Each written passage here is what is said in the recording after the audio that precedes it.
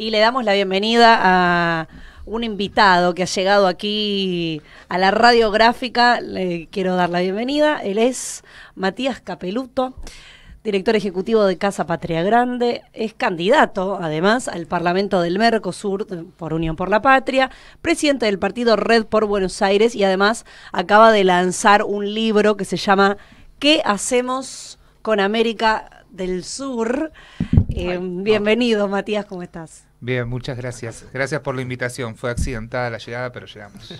Contá por qué accidentada, qué ha pasado. Y en plena 9 de julio pinché una goma del auto, así que bueno, ya está. Pero en plena 9 de julio, así arrancaste tu sábado, muy bien. Sí, muy bien. Sí. Está bien. ¿Tuviste que cambiarla? ¿Pudiste cambiar? Sí, bueno, sí, bien, ya está, perfecto, estamos bien. Muy bien. Además de hablar de tu libro, recientemente estuviste participando del encuentro del Grupo de Puebla en México, ¿no? Queríamos preguntarte también por eso, ¿qué tal estuvo? Sí, se hizo el 9º encuentro del Grupo de Puebla. El Grupo de Puebla se fundó en el año 2019 y ya van 5 encuentros presenciales, 4 virtuales, que se hicieron de todos los que, bueno, ellos le decimos los poblanos y poblanas, también con algunos invitados especiales, que en este caso fueron Delcy Rodríguez, la vicepresidenta de Venezuela, Bernardo Arévalo, el flamante presidente de Guatemala, Bruno Rodríguez, el canciller de Cuba, y Claudia Sheinbaum, que acaba de ganar la interna de Morena, del partido de Andrés Manuel López Obrador, y que, bueno, seguramente va a ser la próxima presidenta de México. Así que fue un encuentro bastante interesante. Puebla tiene algo muy particular, que todas las reuniones son a puertas cerradas, no se graban, no hay ningún testimonio sobre eso, porque lo que se busca es una discusión de todo el grupo sobre distintos temas.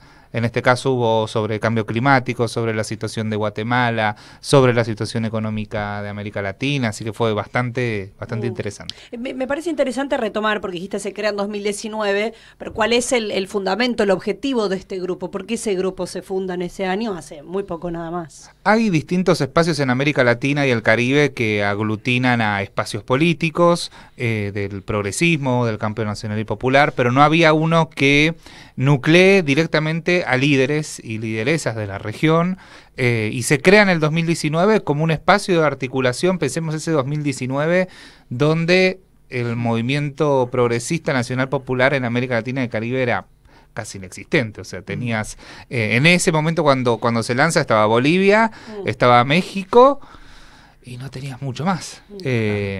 Todavía nosotros no habíamos ganado y bueno. Y a partir de la conformación del grupo, si uno ve la trayectoria, digo, no únicamente por el grupo, pero desde ese momento hasta ahora hay una oleada del progresismo bastante importante en América Latina y el grupo tiene mucho que ver. Hay muchos presidentes que forman parte del grupo. Digo, está Lula, está Arce, está Alberto Fernández, está Petro. Muy interesante lo que sucede ahí. Muchos expresidentes también. Y muchos expresidentes, sí. Y hay una articulación diaria. Hay un grupo de WhatsApp de todos los que forman parte del Grupo de Puebla. Ayer los grupos de WhatsApp, interesante. Los grupos de WhatsApp, con sí. Expresidentes y todo, Sí, muy interesante. Los debates. Y para hacer una idea, ayer 1 de la mañana, ante una situación bastante complicada que hay en Ecuador, que no sé si saben que aparecieron muertos los sicarios de Fernando Villavicencio. Bueno, se activó el grupo, digo, todo pasa por ahí, así que es un espacio de articulación y de complot en el buen sentido, bastante novedoso para América Latina. No teníamos nada así. Claro. Y cerraron con una declaración, ¿no? Diciendo en unidad avanzamos. ¿Qué significa eso, en unidad avanzamos? ¿Hay una mirada, una preocupación sobre cómo estamos caminando en la región? Sí, hay un llamado desde todos los sectores. A ver, Grupo de Puebla no se mete en la interna de cada uno de los países, en las internas políticas que hay, pero sí hay una preocupación y un llamado a que no podemos desunirnos, no solo regionalmente, sino también en términos nacionales. Las derechas están intentando avanzar, por suerte en la mayoría de los países no lo están logrando, pero si vemos los últimos balotajes, las últimas elecciones, es palo a palo, ¿no? 50.5 a 49.5 en todos lados. Entonces, para que pueda seguir avanzando el progresismo, se necesita la unidad en todos los países. Ese es el llamado principal que hizo Puebla en este encuentro. Muy bien, muy bien. Estamos acá con el libro, lo tiene Paulo en sus manos en este momento, se llama ¿Qué hacemos con América del Sur? Lo está mostrando a cámara, vamos a decir que el YouTube, quienes lo puedan ver, lo van a hacer a partir del lunes, y mientras tanto nos escuchan. Bueno, acá estaba viendo un poco, bueno, algunos tramos, pero contanos vos, Matías, de qué se trata, en qué ideas abona principalmente, y cuál era tu idea de que esto se difunda también. La idea principal es provocar el pensamiento, la reflexión y también la acción de qué tenemos que hacer con América del Sur. Para sintetizar, digo, nosotros ahí hacemos un trabajo, primero una síntesis de lo que fuimos haciendo en Casa Patria Grande durante estos años, y sobre todo la propuesta de qué es lo que hay que hacer en el caso nuestro a partir del 10 de diciembre, ¿no? Es una propuesta de trabajo para qué debe hacer Argentina a partir del nuevo gobierno de Sergio Massa seguramente, y también recomendaciones hacia todos los países de América del Sur. Sí. Y ahí para poder graficarlo, hay 3 ejes principales que plantea el libro. El primero tiene que ver con qué hacemos con la CELAC. La CELAC para nosotros es muy importante, ¿por qué? Porque es el único organismo que tenemos en América Latina y el Caribe donde están todos y todas sentados.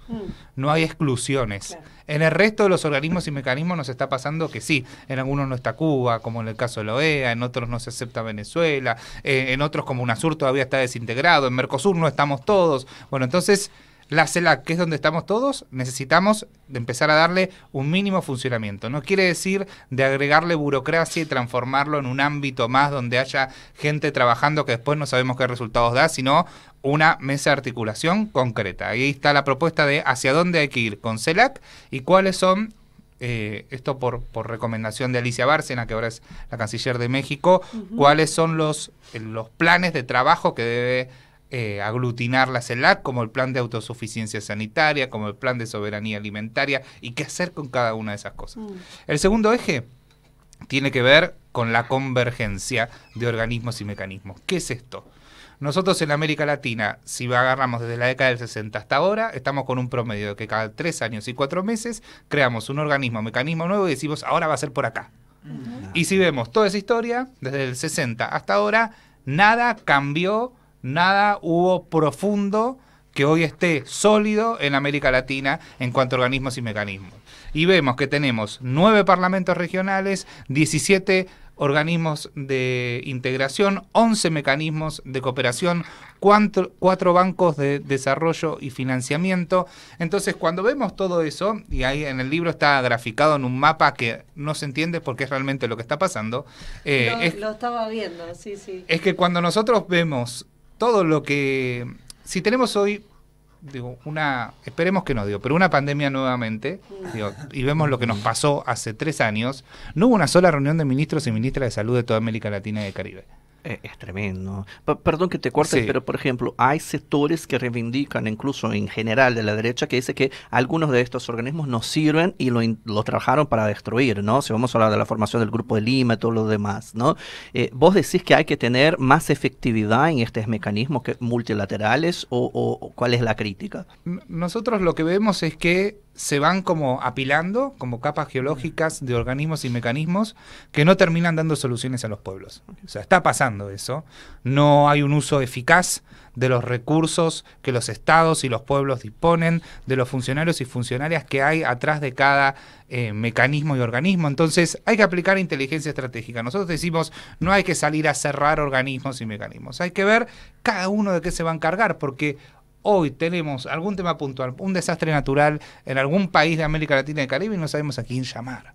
Y es bueno, el que tome la iniciativa va a terminar intentando solucionar el problema. Y eso nos pasa con todos estos organismos. Entonces, apliquemos una inteligencia estratégica. Está la propuesta ahí de más o menos por dónde deberíamos empezar a darle soluciones a nuestros pueblos y bajo qué organismos y responsabilidades. Y el tercer eje, que es para nosotros nuestra gran bandera de Casa Patria Grande, que es la Unión de Naciones Suramericanas, la UNASUR. Ya conocemos la historia, un organismo creado en el año 2008, que fue hace nada, pero era otro mundo, había otros líderes y los pueblos estaban en otros procesos, que la derecha Continental en el año 2018-2019 se retira de UNASUR, fue del único lugar donde se retiraron, que para nosotros ese es el dato fundamental de por qué la derecha solo se retiró de UNASUR y no del resto. ¿Por qué lo hizo? Porque UNASUR llegó a tocar intereses geopolíticos que ningún otro organismo supo hacer. A ver, por ejemplo. Por ejemplo, UNASUR con el Instituto de Gobierno en Salud armó el Banco de Precios de Medicamentos. Se habían seleccionado 40 drogas farmacéuticas donde cada estado en un software ponía cuánto compraba por año, a quién le compraba y a qué valor. ¿Qué se hizo? Se fue a negociar de forma conjunta entre los 12 países a cada una de las farmacéuticas y hubo drogas que bajaron 60 veces su precio. Claro. 60 veces. Ese es un interés muy concreto, el de las farmacéuticas. Otro interés tiene que ver con la defensa.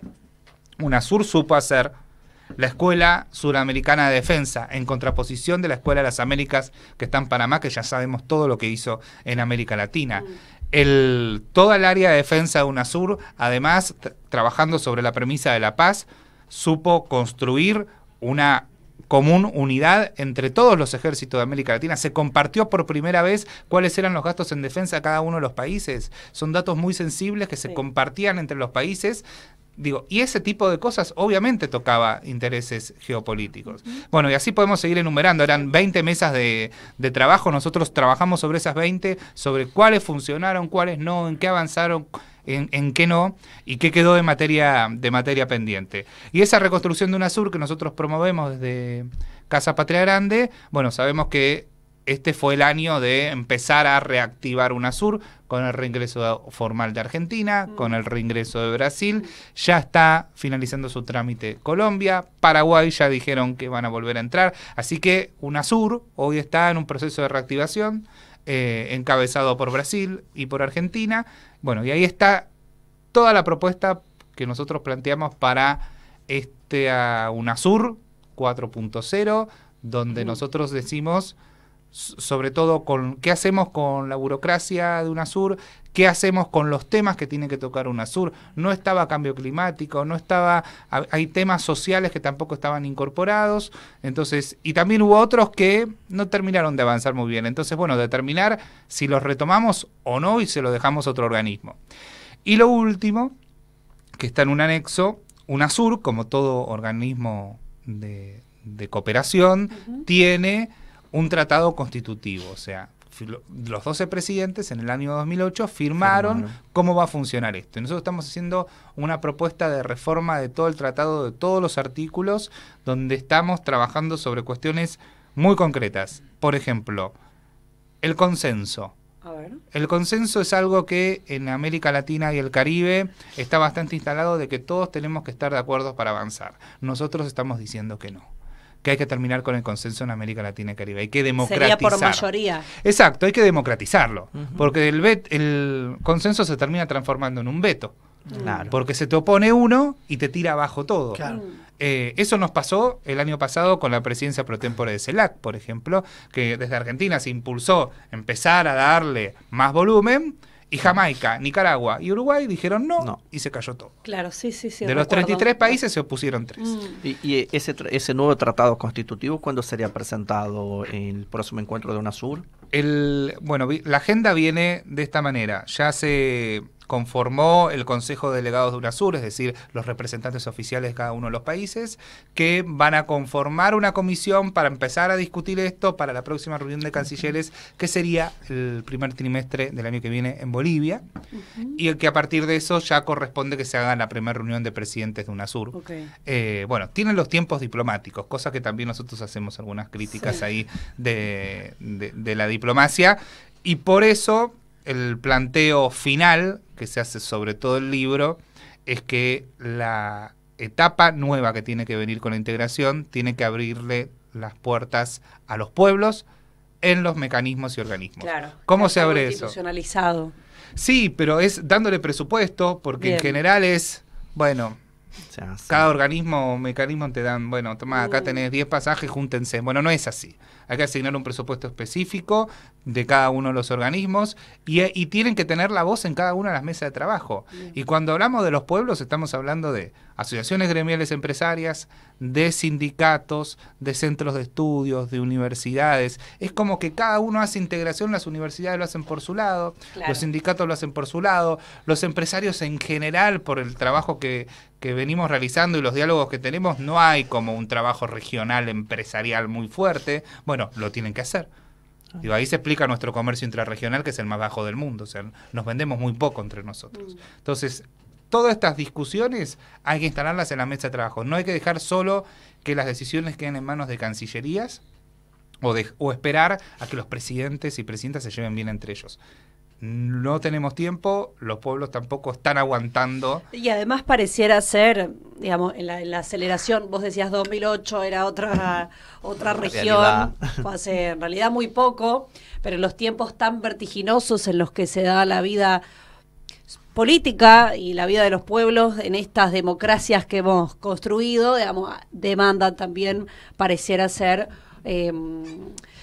primero que necesitamos más tiempo para configurar cosas que puedan transformar de verdad la vida, y a veces los organismos o los encuentros internacionales parecen ir muy en otro tiempo, muy en un tiempo que no se condice con, por ejemplo, las elecciones de cada país, ¿no? Sí, bueno, recordemos la insatisfacción democrática, ¿no? Ese concepto que Cristina empezó a trabajar, creo que fue el año pasado.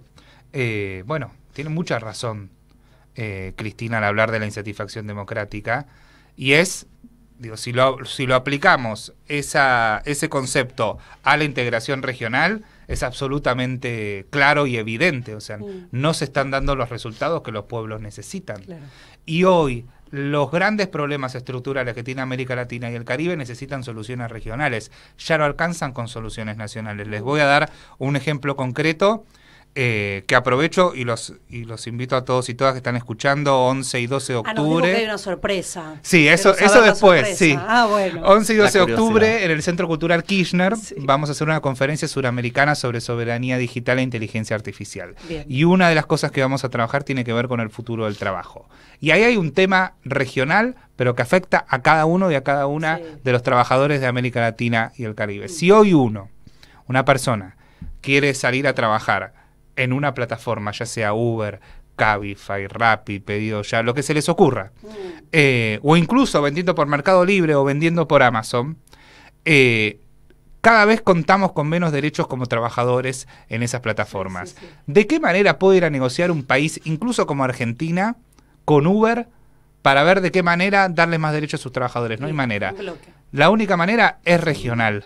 Pensemos que Amazon, en el año 2020, su informe de balance, donde dice cuánto recaudó solamente en costo de servicio, 75.000 millones de dólares en un año. Eso es muchísimo más de lo que recaudan en impuestos las islas del Caribe. Claro, entonces, ¿de qué manera vamos a ir a negociar con estos nuevos imperios en la nube, que son algo absolutamente nuevo que está apareciendo, donde no tenemos ni una persona con la cual hablar?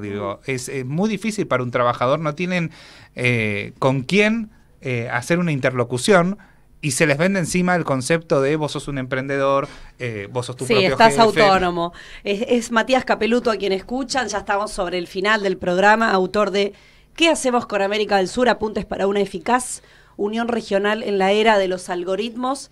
Te vamos a pedir, por último, que nos digas cuál es la sorpresa. Antes de irnos, claro. Y ya nos estamos despidiendo, y queda la invitación, obviamente, a seguirla. La sorpresa tiene además una invitación. Les doy la primicia. ¿Se acuerdan? El 25 de mayo del 2010, el día del Bicentenario, Cristina, en Casa Rosada, con Chávez, con Piñera, con Rafael Correa, Pepe Mujica y todos los que la acompañaban, inauguró la Galería de Patriotas Latinoamericanos, que eran 45 obras de arte que donaron todos los presidentes de América Latina a la Argentina para celebrar el Bicentenario.